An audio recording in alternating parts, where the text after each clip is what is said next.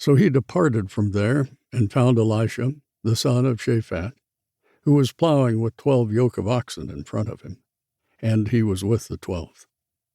Elijah passed by him and cast his cloak upon him, and he left the oxen and ran after Elijah and said, "Let me kiss my father and my mother, and then I will follow you."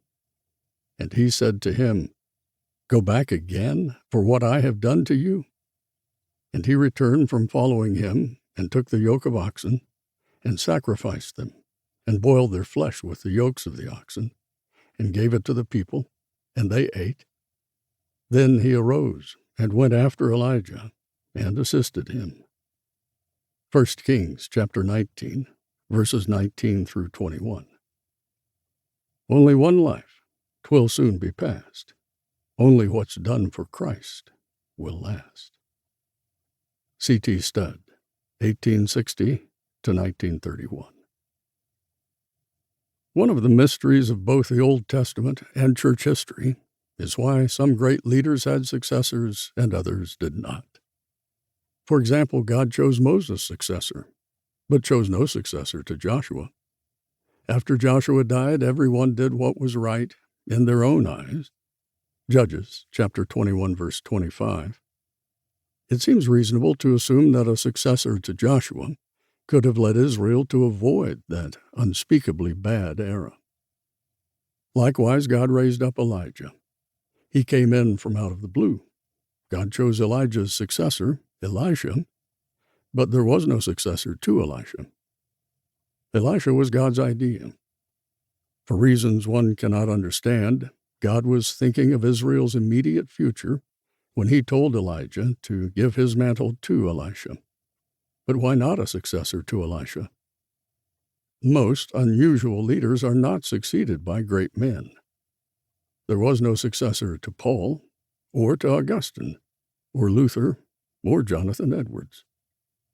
The question, therefore, may be asked, why did God grant a successor to Moses in the first place, or to Elijah? We have no idea how Elijah was called, but we know how Elisha was called. It was God's idea from the beginning. When we use the word call or calling to refer to one's ministry, specialty, or career, it is good to remember that someone initiated such a call. Moses did not call himself. Elisha did not call himself. Jeremiah did not appoint himself, but says that God appointed him to be a prophet to the nations. Jeremiah chapter 1, verse 5. Likewise, when Paul refers to the called in Romans chapter 1, verse 6, and Romans chapter 8, verse 30, God is the initial cause. Although Paul became aware of his being called on the road to Damascus, Acts chapter 22, verses 6 through 16, he said he was actually called before he was born. Galatians chapter 1, verse 15. So, with all of us, we cannot answer a call until we have been consciously called. If we take a few moments to contemplate this kind of thinking, we will almost certainly come to the same conclusion Charles Spurgeon, 1834 to 1892, came to. He saw that God was at the bottom of it all. We can take no credit for this. It is because God first loved us, 1 John chapter 4, verse 19, that Jesus chose us. John chapter 15, verse 16.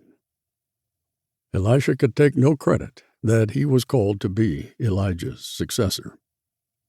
He did nothing to deserve it. He was in the field with oxen. God found him. What were Elisha's qualifications? You tell me. What are your qualifications? What are mine? God sees in all of us what people do not see. People look on the outward appearance, but God looks at the heart. 1 Samuel chapter 16, verse 7. Spurgeon was rejected by Regent's Park College. G. Campbell Morgan, 1863 to 1945, was rejected by the Methodist Church because he did not have the makings of a preacher. It did not take long for Elisha to develop an ambition to want double Elijah's anointing.